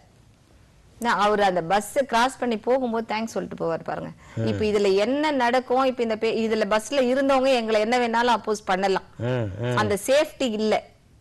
ஆனா இருந்தாலும் நம்ம அந்த பேஷண்ட் அந்த கூட இருக்கிறவங்களோட கோஆபரேஷனை வாங்கிக்கிறோம். ஏன்னா இவர் இறந்துருவார், விட்டுட்டோம்னா போயிடுவார். அங்க இருக்கிறவங்க டிலே பண்ண லேட் ஆகும் இல்லைங்களா. அதனால அது போல எத்தனையோ தருணங்கள், 1-2 எல்லாம் இல்லை, சும்மா சொல்லவே முடியாது. அந்த மாதிரியான சம்பவங்கள் இருக்கு. ஆனா பாதுகாப்பு வந்து அவங்களுக்கு வந்து இல்லாத ஒரு, அதாவது சூழ்நிலை 100% இல்லன்னு சொல்லலாம். இல்ல, ஆனா நாங்க அதையும் மீறி தான் செய்யறோம். ஓகே, அனிகிரேஸ் மேடம் உங்ககிட்ட தான் இப்போ இவங்க சொன்ன அந்த பாதுகாப்பை தாண்டி இப்போ வந்து நம்ம நர்ஸ் மட்டும்தான் பார்க்குறோம் மேடம். வேறு என்னென்ன பணிகள் நர்ஸ்லேயே அவங்களுக்கு அசிஸ்டன்ட் மாதிரி ஏதாவது இருக்காங்களா? வேறு என்னென்ன படிப்புகள் இருக்குது? சரிங்களா. அப்போ கோர்சஸ் பார்த்தீங்கன்னா நம்ம வந்து அங்கீகரிக்கப்பட்ட விஷயம், சில பேர் சொன்னாங்க நான் படித்தேன்னாங்க அந்த கல்லூரி அங்கீகரிக்கப்படல. அப்போ அவங்க எந்த இடத்துல படிக்கணும், என்னென்ன கோர்சஸ் இருக்குது, நர்ஸஸ்க்கு இல்லாமல் தனித்தனியாக வேறு என்னென்ன இருக்குது, அதை கொஞ்சம் விவரமாக சொன்னீங்கன்னா நீங்கள் +2 முடித்திருக்கக்கூடிய மாணவர்களுக்கும் பயனுள்ளதாக இருக்கும். +2 முடித்த பிறகு 3 விதமான படிப்புகள் நர்சிங்ல படிக்கலாம். ஒன்று 2 வருட படிப்பு ஆக்சிலரி நர்ஸ் மிட்வைஃப், அதாவது செவிலிய உதவியாளர்கள் 2 வருடம். இதற்கும் +2 படித்திருக்க வேண்டும். ஆனா எந்த குரூப்பாகவும் இருக்கலாம். டிப்ளமோ இன் ஜெனரல் நர்சிங் GNMனு சொல்லுவாங்க, அது 3 வருட பட்டய படிப்பு. அதுக்கும் +2 முடிச்சிருக்கணும். 40% டோட்டல் அக்ரிகேட் இருக்கணும். எனி சப்ஜெக்ட் இதுக்கும் வரலாம். அடுத்தது பட்டப்படிப்பு பிஎஸ்சி நர்சிங் 4 வருட பட்டப்படிப்பு. இதற்கு +2 முடித்திருக்கணும். உங்களோட பிசிக்ஸ் கெமிஸ்ட்ரி பயாலஜில 45% அக்ரிகேட் வரணும். இது இருந்தா மட்டும்தான் இவங்க அப்ளை பண்ண முடியும். சோ இந்த 3 தான் பேசிக்கலா இருக்கிற படிப்புகள் நர்சிங்ல அங்கீகரிக்கப்பட்ட நர்சிங் படிப்புகள். காஷ்மீர் டு கன்னியாகுமரி வரை எங்க படிச்சாலும் ஒரே சிலபஸ் தான். அதனாலதான் நாங்க இந்தியாக்குள்ள எங்கனாலும் போறோம். அக்ராஸ் வேர்ல்டும் நாங்க டிராவல் பண்றோம். ஆனா என்ன பண்றாங்கன்னா 6 மாச கோர்ஸ், 1 வருஷ கோர்ஸ், என்னது health assistant, first eight assistant. ஆக்சுவலா தமிழ்நாடு நர்சிங் கவுன்சில் 2015 இந்த மாதிரி நிறைய மஷ்ரூம் ஆஃப் கோர்சஸ் வருதுன்னு சொல்லிட்டு we filed a case in the court and we have won in the case. அந்த மாதிரி பண்றவங்க எல்லாம் நிறைய இந்த சில ஸ்தாபனங்கள் நிறைய நடத்திக்கிட்டு இருந்தாங்க. அவங்க யாருமே நர்சிங்ன்ற வார்த்தையை யூஸ் பண்ணக்கூடாது அப்படின்னு எல்லாம் பண்ணி இப்ப +2 முடிச்சோன்னா இந்த வீக்கெண்ட்ல நாங்க எல்லா வருடமும் அந்த சாட்டர்டே சண்டேல +2 ரிசல்ட் வந்து அந்த வீக்கெண்ட்ல நாங்க ஒரு அறிவிப்பு கொடுப்போம், நோட்டீஸ் கொடுப்போம் நியூஸ் பேப்பர்ல ஸ்டேட்டிங் இந்த மாதிரி ஒரு 20-25 பேர் இருக்குது. அதுல நாட் 1 2 இல்ல 25, அது மேல கூட ஒன்னொன்னு புதுசா கண்டுபிடிப்பாங்க. அந்த மாதிரி பெயர்கள் எல்லாம் போட்டா அது அங்கீகரிக்க படிப்பு இல்ல. அதை படிச்சு ஏமாந்துடாதீங்க. உங்களுக்கு அங்கீகரிக்கப்பட்ட படிப்பு வேணும்னா எங்களுடைய வெப்சைட் www.tamilnadunursingcouncil.com இதுக்குள்ள போய் பார்த்தா இந்த நாங்க ரிசல்ட் வந்து 2 நாள்ல நேத்தெல்லாம் அப்லோட் பண்ணியாச்சு. அகாடமிக் இயர் 23-24க்கு எந்தெந்த கல்லூரிகள் எவ்வளவு சீட் சாங்ஷன் பண்ணிருக்கோம், அது அந்த ஒவ்வொரு படிப்புக்கும் ஏஎன்எம்க்கு, பிஎஸ்சி நர்சிங்க்கு, டிப்ளமோ இன் ஜெனரல் நர்சிங்க்கு எத்தனை கல்லூரிகள் எல்லாம் அங்கீகரிக்கப்பட்டு ஃபுல் டீடைல்ஸ் உங்களுக்கு கிடைக்கும். அதுல மாத்திரம் தான் பப்ளிக் அப்ளை பண்ணணும். மற்றதுல படிச்சுட்டு வந்து கேட்டாங்கன்னா ஒண்ணுமே பண்ண முடியாது. அது வந்து அவங்களுக்கு வந்து இக்னரன்ஸ். இப்படி தொடர்ந்து நாங்க வார்னிங் கொடுத்துமே இது நடந்துகிட்டே தான் இருக்குது. நம்ம மக்களும் ஏமாந்துகிட்டே தான் இருக்கிறாங்க. ஸோ இது அவங்களுக்கு ஒரு விழிப்புணர்வா இருக்கும். அனிதா மேடம், உங்ககிட்ட கேள்வி. அதாவது இவங்க வந்து அரசு மருத்துவ கல்லூரி செவிலியர் கல்லூரி பற்றி சொல்றாங்க. இப்போ தனியார் செவிலியர் கல்லூரியில் படிக்கின்ற போது வேலை வாய்ப்புகளில் அரசுக்கு தனியார் அப்படின்னு முன்னுரிமை ஏதாவது இருக்கா? இப்போ 2 விஷயங்கள் சொல்றாங்க. இப்போ அரசு கல்லூரியில் படிக்கிறவங்களுக்கு நிறைய பேஷண்ட் இருப்பாங்க, அந்த பேஷண்ட் எக்ஸ்பீரியன்ஸ் வந்து நிறைய இருக்கும். ஆனால் பிரைவேட்ல பண்றவங்க கொண்டு போய் எடுத்துட்டு போயிடுவாங்க, அது ரொம்ப குறைவா இருக்குன்ற மாதிரி ஒரு மனநிலை பெற்றோர்கள் இருக்கிறது. அது எந்த அளவுக்கு உண்மை இல்லைன்னா? ஏன்னா எல்லா 2 பேருமே ஒரே சிலபஸ் தான் படிக்கிறோம். சரி, இந்தியன் நர்சிங் கவுன்சில் என்ன சிலபஸ் கொடுக்குதோ அந்த சிலபஸ் தான் நாங்க படிக்கிறோம். ஏன்னா எங்களுக்கு வந்து எல்லா பிரைவேட் காலேஜுக்கும் நாங்க கவர்மெண்ட் காலேஜ்ல தான் போய் பிராக்டிஸ் பண்றோம். சாரி, கவர்மெண்ட் ஹாஸ்பிட்டல்ஸ்ல தான் போய் நாங்க பிராக்டிஸ் பண்றோம். அதனால எங்க பிரைவேட்ல படிக்கிற ஸ்டூடெண்ட்டுக்கும் ஃபுல் எக்ஸ்போஷர் இருக்கு, நல்ல எக்ஸ்போஷர் இருக்கு. அவங்களும் எல்லாரும் அப்ராட் போறாங்க, எக்ஸாம்ஸ் எழுதுறாங்க, காம்படிட்டிவ் எக்ஸாம்ஸ் எழுதிட்டு எல்லாரும் அப்ராட் போறாங்க. இப்போ நம்ம கவர்மெண்ட்டுக்கே போகணும்னா கூட நம்ம எம்ஆர்பி எக்ஸாம் எழுதினாதான் கவர்மெண்ட்லயே நமக்கு வேலை கிடைக்குது. சரி, பிரேமா குமாரி மேடம், உங்களுக்கான கேள்வி. அதாவது நம்ம பணி சூழல்கள் இருக்கும்போது பார்த்தீங்கன்னா இன்றைக்கு நர்சஸ் ஜாப்ன்றது வந்து ரொம்ப ஒரு கண்ணியத்துக்குரிய ஒரு விஷயமாக இருக்கிறது. இந்த குடும்ப சப்போர்ட்ன்றது அந்த அம்மா ரொம்ப அழகாக சொன்னாங்க. அவங்க புரிஞ்சுக்கணும், ஒரு நைட் ஷிஃப்டாக இருக்கட்டும், இது அவங்க பேஷனாக எடுத்துக்கிறாங்க. நான் வேலையாகவே செய்யலை, இது வந்து நான் சேவையாக செய்கிறேன். ஒரு விஷயத்தை செய்யும் போது மனசில் சந்தோஷம் கிடையாது, சம்பளத்துக்கு எதுக்கும் சம்மந்தமே கிடையாது. ஸோ அப்போ அந்த குடும்பங்கள் எல்லாம் மறந்து போய் இந்த பேஷண்ட் எப்படி காப்பாற்றணும்னு அந்த இது இருக்கும்போது இந்த குடும்பம் இவர்களை சரியாக புரிந்து கொள்கிறதா? இல்லை புரிந்து கொள்ளாத குடும்பங்கள் நீங்க பாத்தீங்கன்னா ஆரம்ப காலத்துல நர்சஸ்னா அப்ப நைட் டியூட்டி போயிடுவாங்க, அது பிரச்சனை இது பிரச்சனை, ஒரு தவறான இது வேணுமோ அதெல்லாம் ஓவர் பண்ணி வந்திருப்பாங்க நிச்சயமா. சோ குடும்பம் உங்களுக்கு எவ்வளவு தூரம் சப்போர்ட்டா இருக்கணும்? குடும்பம் கண்டிப்பா சப்போர்ட் வேணும் சார். அப்படி பண்ற ஃபேமிலி தான் இப்ப இருக்கிறாங்க. ஏன்னா அதாவது முந்தைய காலத்துல எல்லாம் பாத்தீங்கன்னா ஐயோ நர்ஸா நைட் டியூட்டிக்கு போயிருவாங்க, நர்ஸ கல்யாணம் பண்ணக்கூடாது அப்படின்னு சொன்ன காலங்கள் தான். ஆனா இப்போ என்னன்னு கேட்டீங்கன்னா ஒரு வீட்டுக்கும் ஒரு நர்ஸ் கண்டிப்பா வேணும். காரணம் இப்ப வீட்டுல இருக்கிறவங்களுக்கு எல்லாருக்கும் இப்ப நிறைய நோய் வருது. அப்படின்னு அந்த டாக்டர்ஸ் பேசுறது, இந்த இவங்களை பேஷண்ட பாத்துக்கிறதுக்கே வீட்டுல இருக்கிற அம்மா அப்பா அண்ணன் தம்பி இவங்களை பாத்துக்கிறதுக்கு அந்த ஏர்லி டிடெக்ஷன் ஆஃப் டிசீஸ் இருக்கு இல்லைங்களா, நோய் இருக்கு பாத்தீங்களா, அதை கண்டுபிடிக்கணுமா இருந்தா வீட்டுல யாராவது ஒரு பர்சன் நர்ஸா இருந்தாங்கன்னா சீக்கிரமாவே கண்டுபிடிச்சிருவாங்க. அது லேட் ஆகி 3rd ஸ்டேஜ் 4th ஸ்டேஜ் அப்படி எல்லாம் போகாம ஏர்லி ஸ்டேஜ்ல கண்டுபிடிச்சு கியூர் பண்றது சீக்கிரமா பண்ணிடலாம். அதுக்காகவே இப்ப நிறைய பேரண்ட்ஸ் நிறைய பிள்ளைங்க கூட நான் கேட்கறேன்னா இப்போ நகரத்துல இருக்கவங்க ஓரளவு புரிஞ்சுப்பாங்க மேடம், ஆனா கிராமத்துல இருக்கக்கூடியவர்கள் வந்து நாங்க அதை சொல்லுவோம் இல்ல சார், நாங்க அதை போய் சொல்றோம்ல, நாங்க கம்யூனிட்டில வெளில போகும்போது எங்களுக்கு வந்து போஸ்டிங் ஒன்லி கவர்மெண்ட் ஹாஸ்பிட்டல்ஸ் மட்டுமே கிடையாது, ரூரலுக்குமே போகும். அப்படி போகும்போது சொல்லுவோம் நாங்க, உங்க பிள்ளை இப்படி படிக்குதா, இந்த மாதிரி ஒரு வீட்டுக்கு ஒரு ஆளை படிக்க வைங்க, இது உனக்கு நல்லது, உங்களுக்கு நல்லது அப்படின்னு சொல்லும் போது அவங்க கேட்டுக்கிறாங்க. சரி, may I add on to that point. அதாவது இன்னைக்கு தமிழ்நாட்டில் ஒரு வருடத்துக்கு டிகிரி டிப்ளமோ சேர்த்து 16,460 ஸ்டூடெண்ட்ஸ் வெளியே வராங்க. இது ஒரு பிக் நம்பர் இல்லையா? இது நகரத்துல இருக்கிறவங்க வந்துடும், நகரத்துல இருக்கிறவங்க தான் வரமாட்டாங்க. I want to tell you. ஏன்னா இங்க இருக்கிறவங்க லூக்ரேட்டிவா கால் சென்டர்ல வேலை பார்க்கலாமா, ஐடி பண்ணலாமா, இன்ஜினியரிங் பண்ணலாமா, ஈஸி லைஃப் கோ பண்ணலாமான்னு பாக்குறாங்க. சரி, இப்போ நீங்க ஏறக்குறைய ஒரு 16,464 பேர்ட்ட வராங்க அப்படின்னு சொல்றீங்க. இப்போ எனக்குன்னா இது போதுமானதாக இருக்குதா இல்ல இன்னும் நர்ஸுகளுக்கு தேவை இருக்கிறதா? நர்ஸுகளுக்கு இன்னும் தேவை இருக்கு. 2020 world health report by WHO நம்ம இந்தியால மாத்திரம் 2 மில்லியன் நர்சஸ் ஷார்டேஜ் இருக்கு. அக்ராஸ் வேர்ல்ட் 5.9 மில்லியன் நர்சஸ் நமக்கு வேணும். வருடத்துக்கு 2 லட்சம் நர்சுகள் நம்ம ப்ரொடியூஸ் பண்றோம் ஹோல் இந்தியாவில்.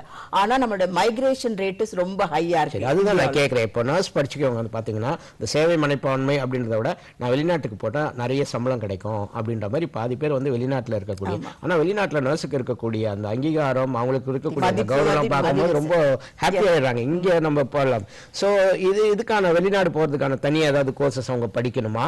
பிளஸ் வெளிநாடு போறது, இங்க சேவை விட்டு வெளிநாடு போறது நீங்க வரவேற்கிறீங்களா? நான் வந்து வரவேற்கிறேன். நம்ம நாட்டுல வந்து அதுக்குரிய ஊதியமும் அங்கீகாரமும் எனக்கு கிடைக்காதப்ப மத்த ப்ரொஃபஷன் போற மாதிரி தான் நான் ஒரு சிட்டிசன், இங்க அங்கீகரிக்கப்பட்டிருக்கேன்.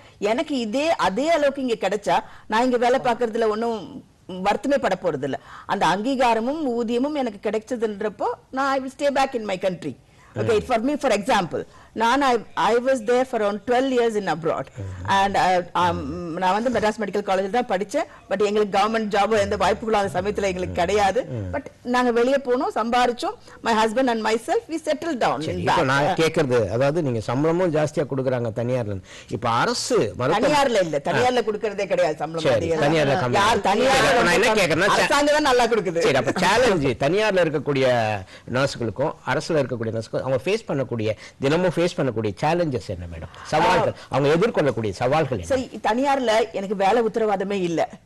இவன் மேனேஜ்மெண்ட் இஷ்டப்பட்டா என்ன வச்சுப்பாங்க. இன்னைக்கு ஸ்டாஃப் வேணானா எனக்கு இஷ்டத்துக்கு தூக்கி அடிப்பாங்க, அங்க ரொட்டேட் பண்ணுவாங்க. ஆனா கவர்மெண்ட்ல ஒரு நெகிழ்ச்சி, நான் வந்து ஒரு ஏழைக்கு சேவை பண்றேன், நான் they appreciate my work. இன்னைக்கு அவங்க சொன்னாங்க கையெடுத்து கும்பிடுவாங்க பேஷண்ட்ஸ் போறப்போ, உங்களை அப்ரிஷியேட் பண்ணுவாங்க. வேற நீங்க பிரைவேட் செக்டர், கார்ப்பரேட் செக்டர்ல வரும்போது அந்த மதிப்பு அங்கீகாரம்லாம் இருக்கும். அந்த அளவுக்கு உணர்றாங்களா ஒரு நர்ஸுக்குன்னா? மருத்துவர் கொடுக்குற அந்த அங்கீகாரத்தை விட எங்களுக்கு ரொம்ப ரொம்ப குறைவா தான் எங்களுக்கு கிடைக்கும். அங்க வந்து ஃபுல்லா மெடிக்கல் ட்ரிவன் தான் நிறைய இருக்கும், நாட் நர்ஸ் ட்ரிவன். ஆனா நீங்க நம்ம கவர்மெண்ட் ஹாஸ்பிட்டல்ல நர்சஸ் ஆர் ரியலி, நீங்க சொன்னீங்க பேக் போன், நான் அது வந்து நர்சஸ் வந்து ஹார்ட் மாதிரி, இருதயம் மாதிரின்னு சொல்லுவேன். இருதயம் நின்னு போச்சுன்னா we are gone. So nurses இல்லனா no nurses, no hospital. So that is the thing. Premakumari madam, உங்ககிட்ட ஒரு கேள்வி. அதாவது நிறைய பேர் தனியார் மருத்துவமனைக்கு போறது, கவர்மெண்ட் ஹாஸ்பிட்டல் போனா நர்சஸ் தப்பா எடுத்துக்கூடாது, நர்சஸ் கொஞ்சம் சுடுன்னு பேசுறாங்க அப்படின்றாங்க. ஆனா பிரைவேட்ல போகும்போது பாத்தீங்கன்னா அவங்க வந்து ஏன்னா அவங்களுக்கு வேலை உத்தரவாதம் கிடையாது, ஒரு போய் கம்ப்ளைண்ட் பண்ண எடுத்தோம். இங்க ஒண்ணும் அது மாதிரி கிடையாது. அது மட்டுமே காரணம் இல்லை சார். அங்க வந்து limited beds, patients, limited patient. 10 patient இருக்கிறாங்கன்னா 10 பெட் தான் இருக்கும். இங்க இருக்கிறது 100 பெட்டா இருக்கும். ஆனா பேஷண்ட் அட்மிஷன் ஆகிறது நிறையவா இருக்கும். Valid point. இவங்களை வந்து நாங்க இப்போ கைட் பண்ணணும், இவங்களை கரெக்டா நம்ம அதை ப்ராசஸா நடக்கணும் அப்படின்னு சொன்னா நம்ம கொஞ்சம் அப்படி அதிகாரமா பேசினாதான் அந்த நர்ஸ் கத்தும்பா அப்படின்னு ஒரு இதுல பயப்படுவாங்க. அது வந்து சார் ரெண்டு சைடுமே ஒண்ணு, நீங்க தப்பா எடுத்துக்க கூடாது. ஏன்னா அது உண்மை. ஏன்னா அந்த வர கிரௌட், ஏன்னா அங்க வந்து ஹாஸ்பிட்டல் உள்ள கேட்டுக்கே விட மாட்டாங்க, கேட்லயே செக்யூரிட்டி கட் பண்ணிடுவாரு. இங்க வந்து அப்படி கிடையாது, அவங்க வீட்டுல இருக்கிறவங்க 50 பேரும் இது உள்ளதான் இருப்பாங்க. சரி, இது வந்து நான் வேற விதமா பாக்குறேன். இங்க செவிலியர்களுக்கு வேலை பளு ஜாஸ்தி. அரசாங்கத்துல இவங்க சொன்ன மாதிரிதான் 30 பெட் வார்டா இருக்கும், ஆனா 100 பேர் இருப்பாங்க பேஷண்ட். அட்டெண்டர்ஸ் கூட பொறுத்தருக்கு 4 பேர் 5 பேர் இருப்பாங்க. அப்போ நாங்களும் ஹியூமன் பீயிங் தான். ஓவர்லோட ஒரு சில சமயங்கள டெம்பர் லூஸ் பண்றாங்களே தவிர, but they are not that personality. You are always kind, you are always service oriented. Sometimes as a human being எங்களுக்கும் அப்படி நடக்கிறதுக்கு அதை வந்து சமூகம் பெரிதா எடுத்துக்கொள்ள கூடாதுன்னு நான் நினைக்கிறேன். வேற என்ன மாதிரியான சவால்கள் பிரைவேட் இதுல இருக்கக்கூடிய அந்த செவிலியர்கள், வேற என்ன மாதிரியான பிரச்சனைகள்? இப்போ அவங்க 2 விஷயம் சொன்னாங்க, நீங்க என்ன மாதிரியான சவால்கள் எதிர்கொள்றாங்கன்னு கொஞ்சம் சொல்லுங்க. வேலைக்கு வந்து அவங்களுக்கு எப்பயுமே மேடம் சொன்ன மாதிரி வேலைக்கு உத்தரவாதம் இல்லை. ஏதாச்சும் ஒரு சின்ன தப்பு பண்ணிட்டாங்கனாலும் உடனே அவங்கள வந்து சஸ்பெண்ட் பண்ணியோ இல்ல வேலையில இருந்தோ நீக்கிடுறாங்க. ஸோ அது வந்து அவங்களுக்கு ஒரு பெரிய சேலஞ்சிங்கா இருக்கு. அது மாதிரி ஒரு சின்ன ஏதாச்சும் ஒரு தப்பு பண்ணிட்டாங்கன்னா அதுக்கு வந்து ஒரு எக்ஸ்பிளனேஷனோ எதுவுமே கேட்காம அந்த மாதிரி எல்லாம் அனுப்பிச்சிடுறாங்க. இதை விட நான் இன்னொன்னு சொல்லுவேன், private sector, because I work both the sector. அதாவது இங்க என்னோட நர்சிங்னா என்னோட நர்சிங் கண்காணிப்பாளர் மட்டும்தான் எனக்கு அதிகாரி.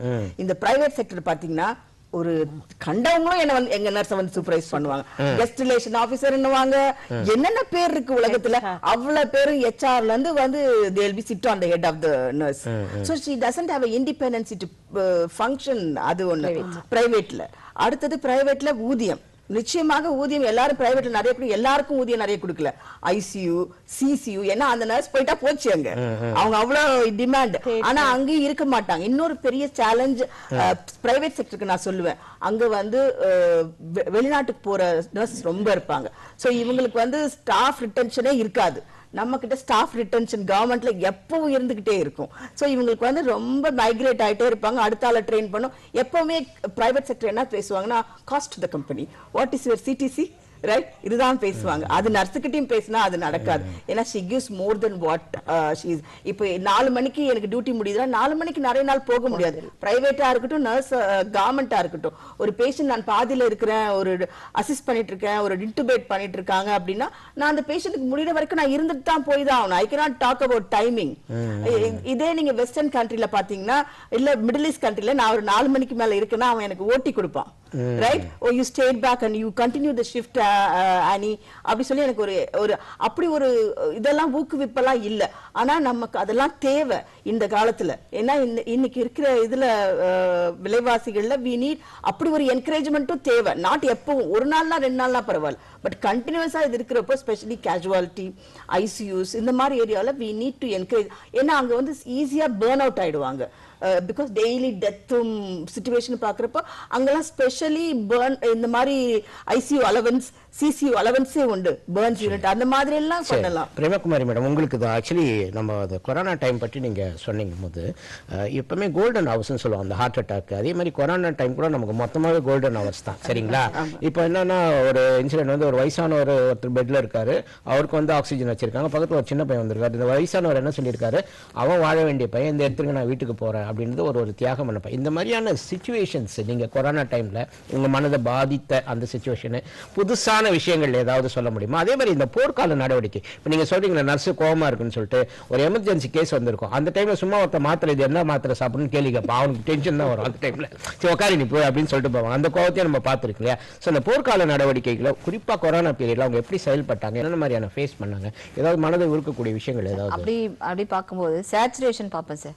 யாருக்கு ஃபர்ஸ்ட் இம்பார்ட்டன்ஸ் அப்படின்னு பார்க்கும்போது ரொம்ப லோவா யாருக்கு இருக்கோ, அது பெரியவரா சின்னவரா அப்படின்றத விட சேச்சுரேஷன் கம்மி ஆயிடுச்சு இப்ப அவர் போயிடுவாரு அப்படின்னும் போது அவருக்கு ஃபர்ஸ்ட் இம்பார்ட்டன்ஸ் சொல்லுவோம்.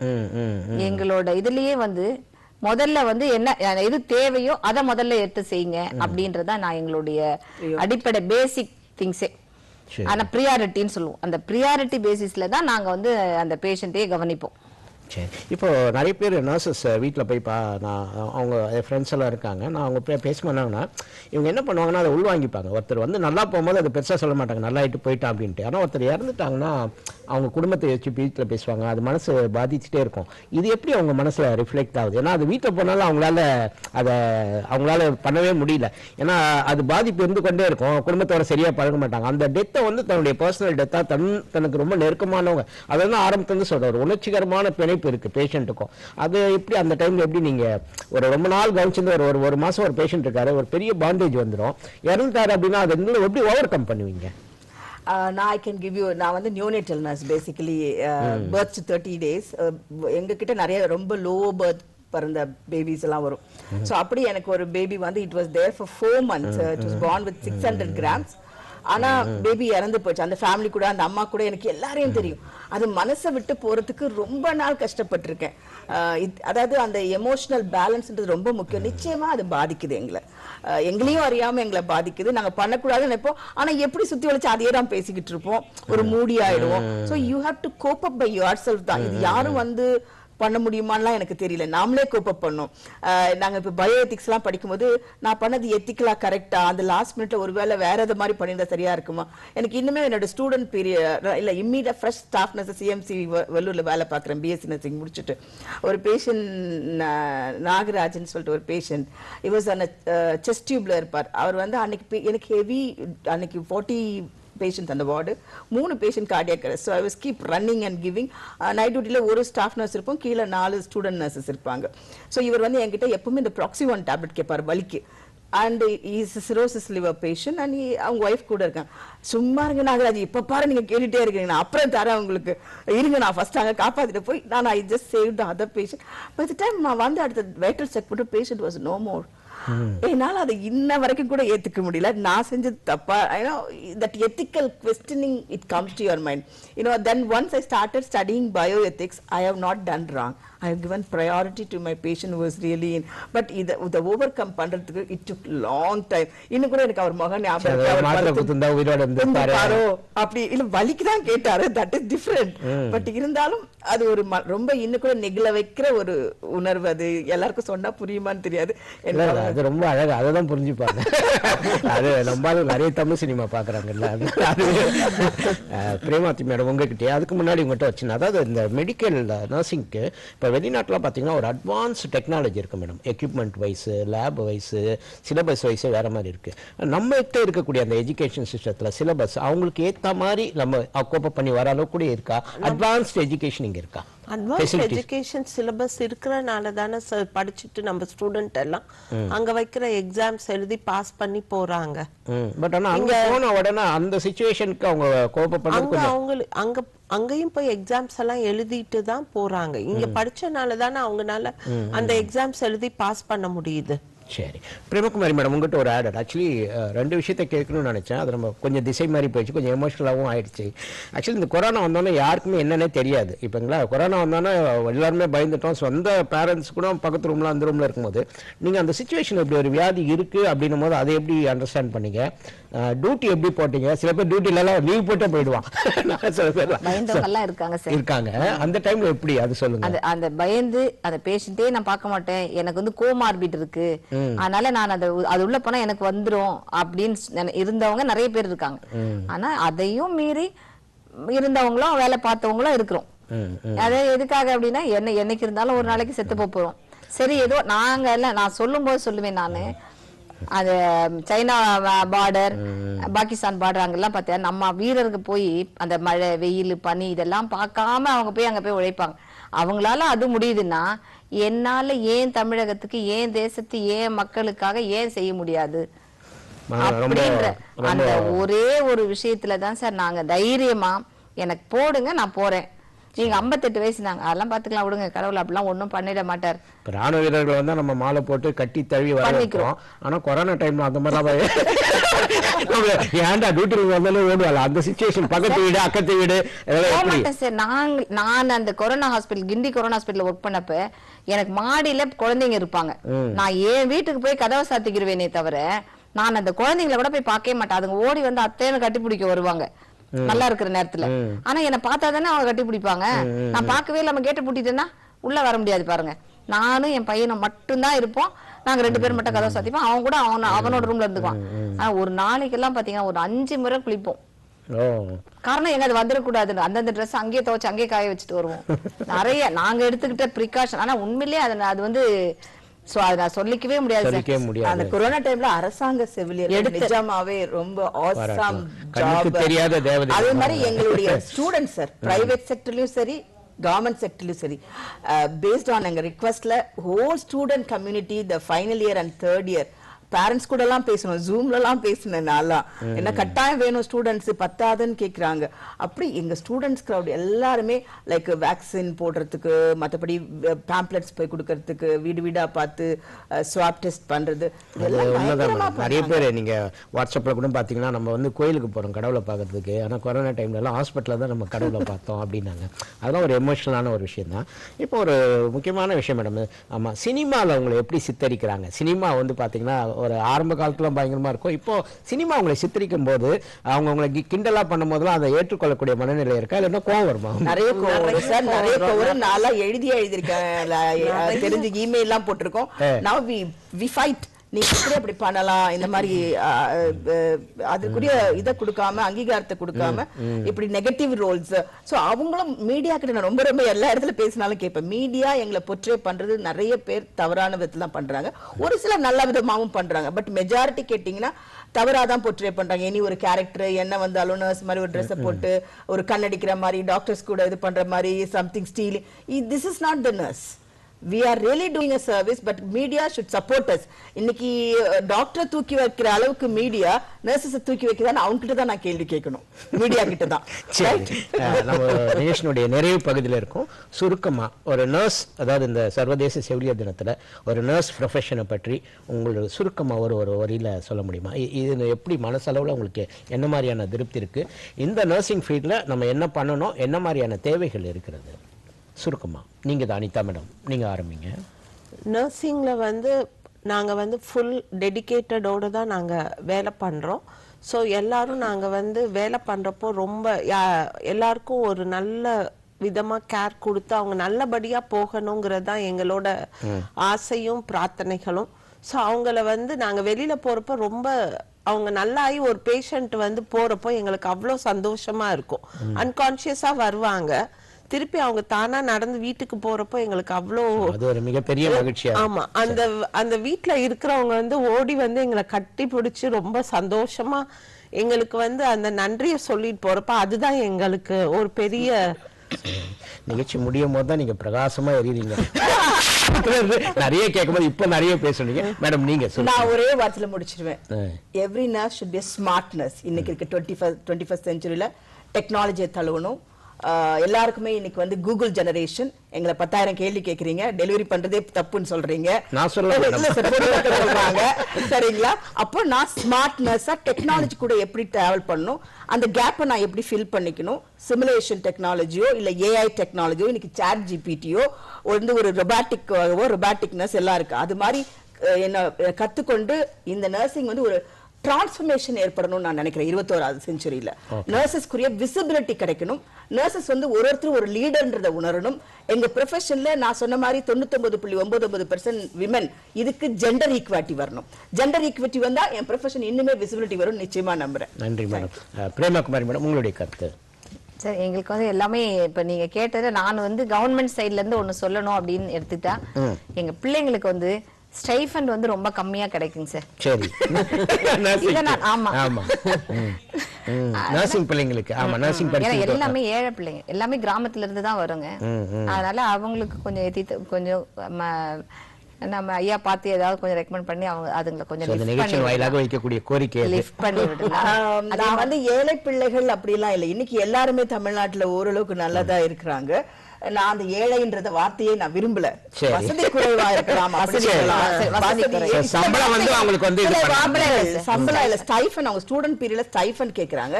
எல்லாருக்கும் அது கிடைக்கல. கவர்மெண்ட்ல ஸ்டூடெண்ட் பீரியட்ல இருந்து அவங்க போய் நிறைய அந்த ஸ்டைஃபன் நிச்சயமா வேணும். ஆனா அது நம்ம ஏழைன்னு சொல்ல தேவையில்லை மேடம். ஐ திங்க் வசதி குறைவா முடிங்க. நீங்க ஒரே வார்த்தையில உங்க பிரேமகுமாரி மேடம் நீங்க சுருக்கமா முடிங்க. அப்படி கொஞ்சம் பண்ணா நல்லா இருக்கும் அப்படின்றது என்னுடைய எண்ணம் சார். ரொம்ப மகிழ்ச்சி மேடம். அதாவது சர்வதேச தினத்துல உங்களுக்கு முதல்ல ஆரம்பத்திலே வாழ்த்துக்கள் சொன்னேன். நான் இப்ப நிறைவிலும் இந்த பணி என்பது சகிப்புத்தன்மை. என்னை பொறுத்த வரைக்கும் செவிலியர் என்று சொன்னால் அன்பு, அரவணைப்பு, அயராத உழைப்பு, இந்த 3 விஷயம். நான் வாழும் தேவதைகளாக, அதாவது வெள்ளையாடை உடுத்தி அன்னை தெரேசாக்களுக்கு தான் உங்களை பார்க்க உங்களை அரங்கத்துக்கு கூப்பிட்டு இந்த நிகழ்ச்சியை நடத்தியது உள்ளபடி எங்களுக்கு மிகுந்த மகிழ்ச்சி. உயிர் காக்கும் தேவதைகளை இந்த நிகழ்ச்சியின் மூலமாக நாங்கள் வணங்குகிறோம். மீண்டும் இன்னொரு நிகழ்ச்சியில நம்ம சந்திப்போம். அதுவரை உங்களிடமிருந்து விடைபெறுவது ஜான். நன்றி, வணக்கம்.